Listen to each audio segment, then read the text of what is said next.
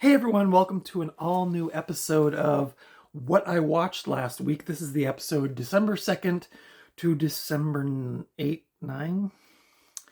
Um, I have, let's see, 6 movies to talk about and one compact disc actually, which is part of my thrifting haul, which really wasn't.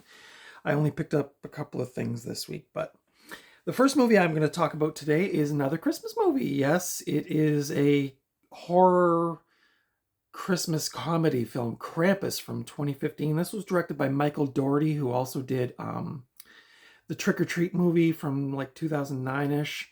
The synopsis for this movie is a boy who has had a bad Christmas accidentally summons a festive demon to his family home. Of course, Krampus based on an old legend folklore thing. Probably should have written down what country that was from. Is it the Netherlands? I don't know. You can correct me in the comments, but Krampus is a real, not real, basically like a Santa Claus, but he's kind of a monsterish type thing. This stars Adam Scott, who I think is the same guy from, I want to say, Step Brothers. Was he John C. Reilly's mean brother? I think. I could be wrong. Toni Collette, of course, who's a legend now at this time in horror movies. I always think of her from Hereditary. And David Koechner, who is I always think of him from Anchorman. Whammy! That guy, he's hilarious in everything he's in. Principal photography for Krampus took place between March and May of 2015. The creature effects were done by the Weta Workshop, which I believe is, what's his name? Lord of the Rings guy. Peter Jackson. I think that's his special effects workshop, maybe in New Zealand. Again, I could be wrong. I don't know.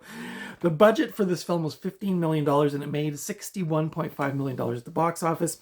It currently holds a 66% on Rotten Tomatoes and a 6.2 out of 10 on IMDb. I think this movie has kind of mixed feelings from people. My thoughts on the film, I absolutely love this movie.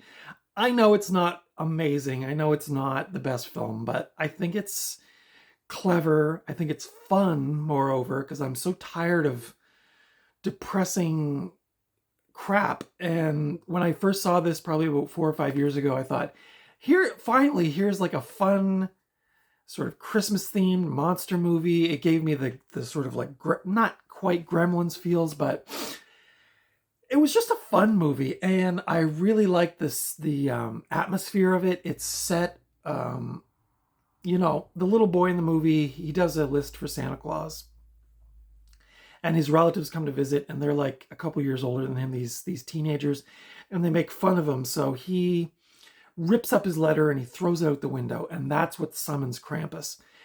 When he throws the note out the window, the skies get very gray and dark, the snow starts real heavy, and it's basically like a whiteout through the whole movie. I love that kind of setting, especially on a cold winter's day. You can curl up and just put this on.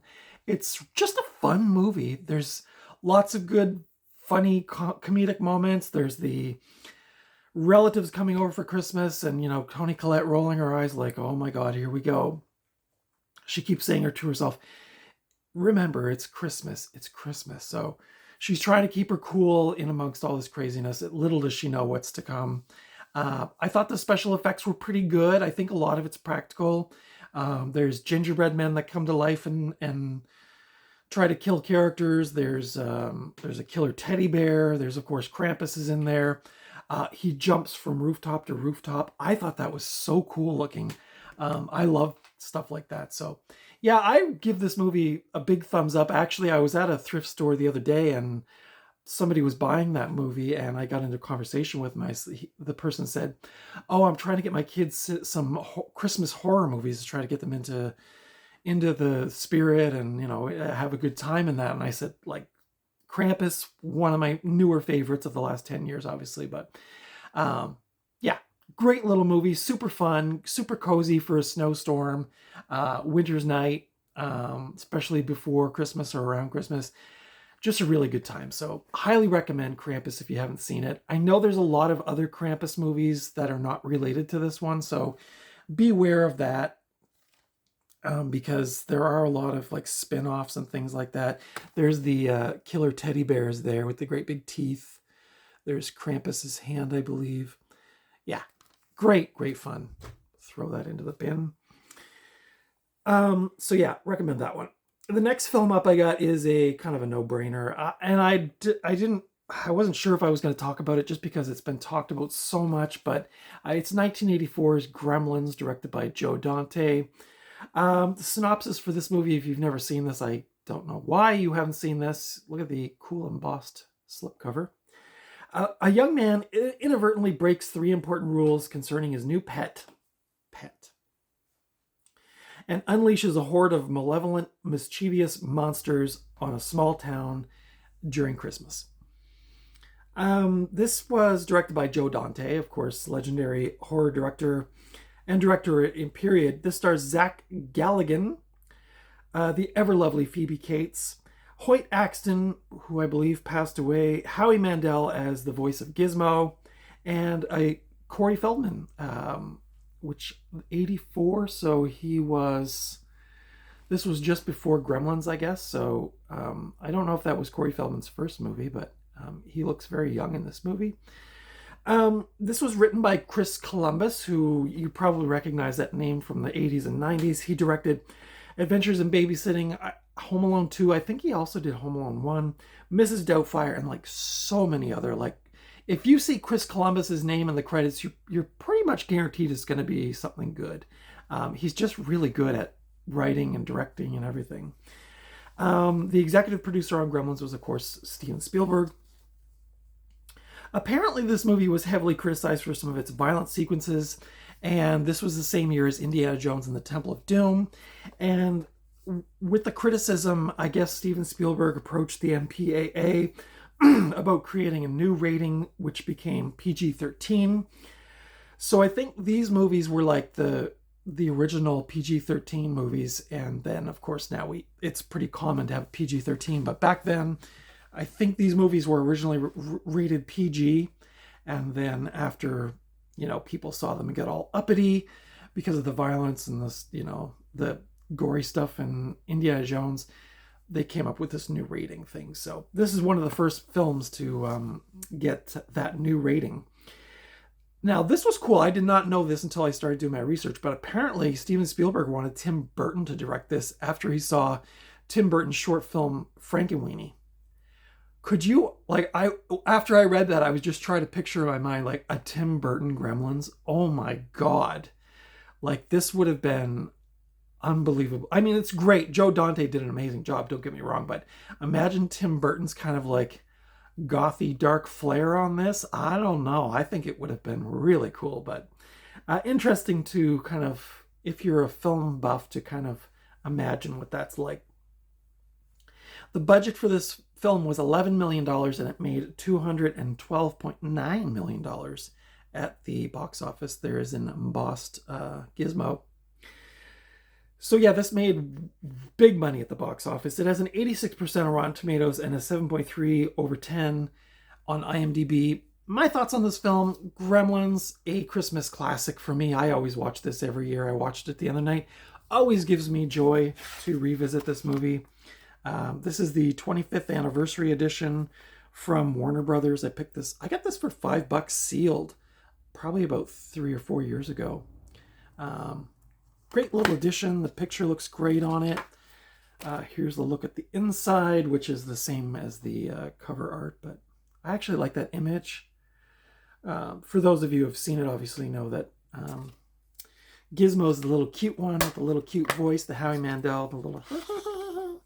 And then, of course, he spawns these evil gremlins, who you can see on the back. Not looking particularly evil there with sunglasses on, but trust me, they do some damage in this film.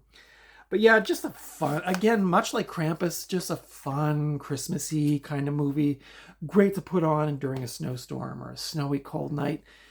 Curl up with a warm beverage and just slap this on. It's just a fun movie. It does have some disturbing parts. Don't let me don't mistake that. I mean, there's a part where the mother of the family puts one of the gremlins in a microwave. Splat. There's quite a bit of gore in this, but it's not like, it's not like Evil Dead gore. It's like it's playful gore. It's not like totally gross, but I guess if you're squeamish, maybe it is. But maybe I've been desensitized to it. But yeah, highly recommend this. I mean, this movie's been talked about to death, so I'm not going to continue on much longer with it. But suffice to say, this is a great little movie to throw on for maybe your older kids at Christmas and family. If you're looking for something a little more exciting than A Christmas Carol. Speaking of which, another movie which of course has been talked about to death, so I'm gonna kind of whip through it a little bit. But now I did watch Home Alone and Home Alone 2, but today I'm only talking about the first one. Home Alone from 1990, directed by Chris Columbus, as I mentioned, written and produced by the ever amazing John Hughes, rest in peace, who did all the Brat Pack movies in the 80s. A very gifted person as well. The synopsis for Home Alone, which we're just talking about the first one. An 8-year-old, now this synopsis that I got off of IMDb, it says, an 8-year-old troublemaker. You could argue he wasn't really a troublemaker. He was actually the one that was being treated unfairly. But anyway, an 8-year-old mistakenly left at home must defend his home against a pair of burglars on Christmas Eve. Again, another great Christmas, cozy, fun movie. This stars, of course, Macaulay Culkin, Joe Pesci. Of course, I always think of him from Goodfellas. What's so funny about me? No, tell me, what's so funny about me? Probably everyone's favorite Joe Pesci scene. Daniel Stern, John Hurd, Catherine O'Hara, of course, who just recently appeared in Beetlejuice, a SCTV alum. The budget for Home Alone was $18 million, and the box office was $476.7 million. This thing was a massive, massive hit. It was the second highest grossing film of 1990. Are you wondering what the first highest grossing film of 1990 was? If you said Patrick Swayze in Ghost, you were correct. Now, apparently there were different directors considered for this,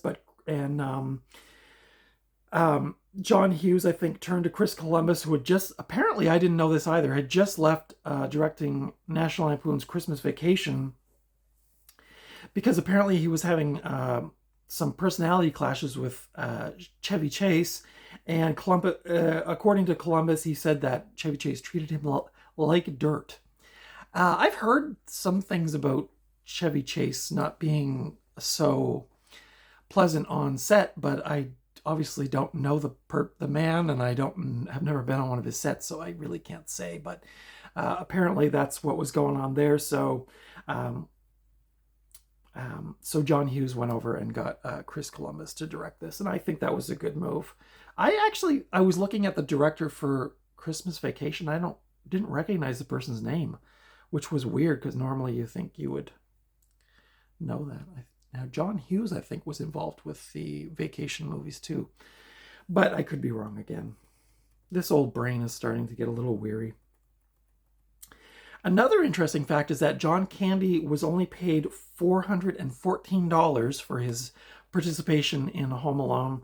Apparently, he only had one day to film the scenes, which they took 23 hours to shoot. So it must have been I don't know if that was all one long day or what, but in return, he only was the only actor Hughes allowed to go off script, and I guess John Candy improvised a lot of his lines on the Home Alone. So took a pay cut, but was allowed to do what he wanted with the script, and he only had to do one day. So $400 for one day's work, I guess, was okay back then, 1990. I don't know. I don't make a lot of money, so it all seems pretty amazing to me. But yeah, and another funny thing about now we're just talking about Home Alone Part 1. Apparently Joe Pesci liked to go golfing every morning before he filmed his scenes. The call sheet for the beginning of the day was 7 a.m. Joe Pesci was apparently just cheesed off And he complained so much that they moved the beginning of the workday to 9 a.m. so that Joe Pesci could go golf before he did his acting, which I thought was really funny. I mean, I don't know if Joe Pesci's also a jerk, but you could almost kind of see him getting kind of worked up. But surprisingly, Home Alone only has a 68% on Rotten Tomatoes and a 7.7 out of 10 on IMDb. I guess it got mixed reviews at the very beginning when this was first released. It did get mixed reviews. It's since become a Christmas classic, of course, and I think the the National Registry of Film and Books or whatever did put it in their archive or list it as one of their like culturally significant films. So it did eventually see its dues, but I think early on, probably because of the violence, some people kind of gave it mixed reviews. But great little fun Christmas movie. I took my son to see this when he was way too young, like he was probably 2 or 3 years old. I hope that didn't do too much damage to his tiny brain, but it's a fun Christmas movie. I mean, yeah, some of the stuff is pretty violent, and if you're squeamish, like the foot going down on the nail, I honestly look away every year when I watch that scene. But it's just good fun. It's just good fun. The second one is great too. I may include Home Alone 2 in next week's reviews. But yeah, I picked this up last year at Walmart. This, I don't know if this is an anniversary edition. Oh no, it's just a two movie collection, but it was really reasonably priced. I think I got this for $10 on Black Friday, so nice to have those movies on Blu-ray. I think prior to that I only had them on VHS, so if you've never seen Home Alone and you're looking for something fun for Christmas, consider that one. But do not go past I wouldn't go past part 2, but some people do like part 3. Do not watch the newer one, the Home Alone. It's really bad. So bad that I turned it off, actually. There's only so many fart jokes that I can take at the age of 55, but, well, 54, I should say. 54 going on 55. The next movie is a bit of a cheat because I watched it on streaming, but it's a recent pickup. Alien Romulus. I just got the Blu-ray the other day. I did watch this on Disney. Was it the week prior or the week before that? Because I kind of couldn't wait to rewatch this. I saw it in the theater and I did not like it. I liked it quite a bit better on second viewing, and now I've got it on Blu-ray. I'll probably give it another watch in the coming weeks. This is from this year, 2024, directed by Fede Alvarez, who also did the Evil Dead remake and Don't Breathe, both good movies. I can't stomach the Evil Dead remake, honestly. It's right there.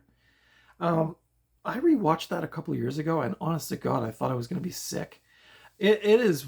I don't know. Maybe it's I'm getting older, but like, I love the original Evil Deads, the first two. Not so much Army of Darkness, but I saw the remake. I liked it. I rewatched it a couple of years, and I thought it was really disgusting. Like really too much blood, man. I was starting to feel woozy. So yeah, I probably wouldn't revisit that a lot, but I was really expecting this to be quite like graphic, considering those movies. Don't Breathe also has some really nasty stuff in it. The synopsis for Alien Romulus: while scavenging the deep ends of a derelict space station, a group of young space colonists come face to face with the most terrifying life form in the universe. This stars Kaylee Spenny, David Johnson, Archie Renault, all cast of, I don't think I know any of these actors when I watched it. They revived the corpse of Ian Holm, unfortunately, through CGI, which is not great, but that's the only recognizable face, I think, in this whole thing. Critics praised the performances of Spenny and Johnson and the visual and practical effects, but criticized the overuse of nostalgia and the digital inclusion of the late Ian Holm. So yeah, I just mentioned that. I think it's really tacky. They could have just put any other android in there and just said this was a different model. Like, I don't know why they felt, I guess they wanted the, brand recognition or the character recognition, but the CGI on Ian Holm in this film is so bad. It's so distracting that it took me out of the movie when I was watching it in the theater. And I don't get it because I've seen facial CGI, recreation that didn't look bad. But this was like the mouth. It looked so bad. It was like a 14-year-old did it on like a Apple computer from 2001. It just looked so bad and so distracting. Because visually the rest of the movie looks quite good. The space setting, the spaceship itself, all the stuff that's in there, very well done and compelling. But for some reason, they just dropped the ball on the CGI Ian Holm. This film is to take place between Alien from 1979 and Aliens from 1986. This was cool because one of my complaints in the theater was I thought the xenomorph looked really weird, and I actually kind of thought it looked bad. I thought it looked really plasticky, like really just not. It looked like a costume you get from like a Spirit of Halloween or something. But upon further reading, apparently the xenomorph is based more on the H.R. Giger designs than what it was in the previous Alien movies. So I am kind of curious to go back and look at the Alien from H.R. Giger, who drew the original image of the xenomorph, and just kind of see, because maybe I'm missing that. Maybe I just haven't looked at the Giger Alien paintings for so long that I've kind of forgotten. But I didn't think it looked that great in this one. I don't know. I preferred like the Aliens version. But anyway, that said, this movie did mostly use practical effects. There is a little bit of CGI in it, but I gather that Fede Alvarez wanted to do mostly practical effects, and it shows. The face huggers flying through the air, better than the face huggers flying through the air in Alien versus Predator, of course, which is like 20 years old now, but you can still tell it's CGI. Not quite there yet, but not bad. This was originally going to be a streaming film on Hulu, but near the end, I guess they decided to make it a cinematic experience, which I think was a good move. The budget for this was $80 million, and the box office was $350.9 million. 79% rating on Rotten Tomatoes and 7.1 out of 10 on IMDb. My thoughts on this film, like I said, I saw it in the theater in August, did not like it. I was like this through most of it, just like, I'd look up, I'd see something, I'd go, oh my God, like the "get away from her, you bitch" line is in there. Like, we don't need this, people. Fede Alvarez, we don't need this.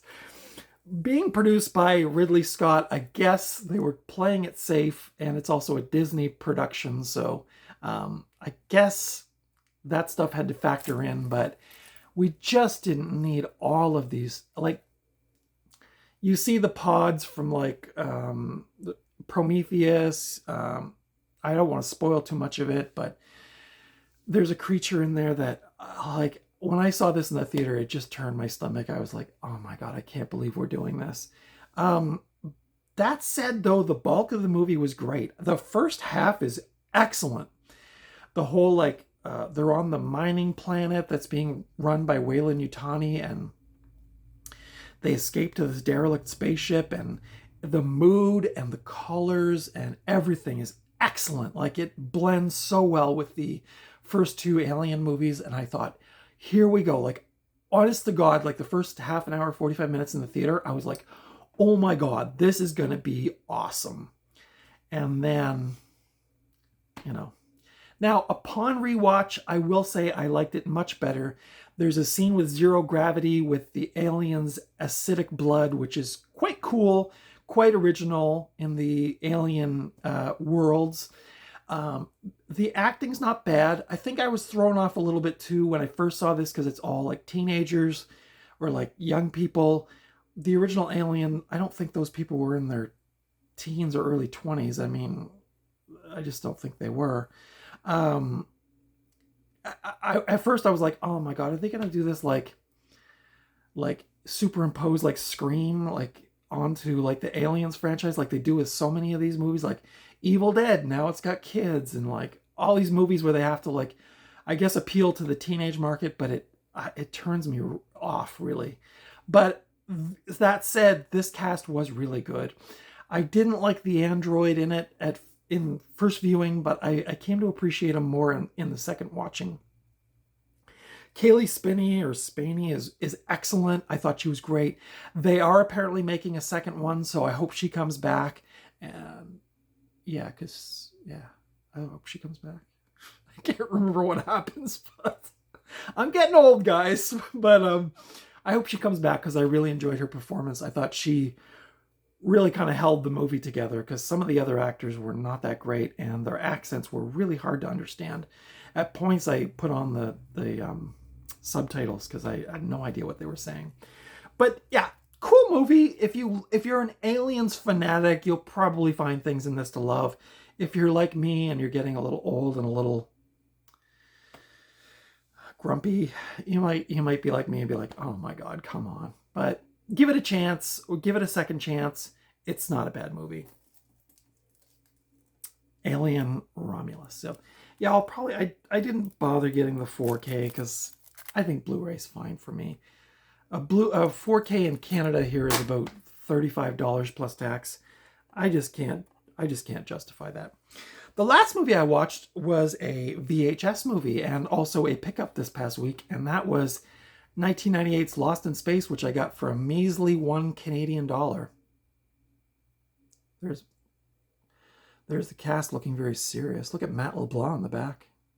I picked this up because I recently watched Hack the Movies review on this, and it got me feeling a little nostalgic, and I had really forgotten everything about this movie.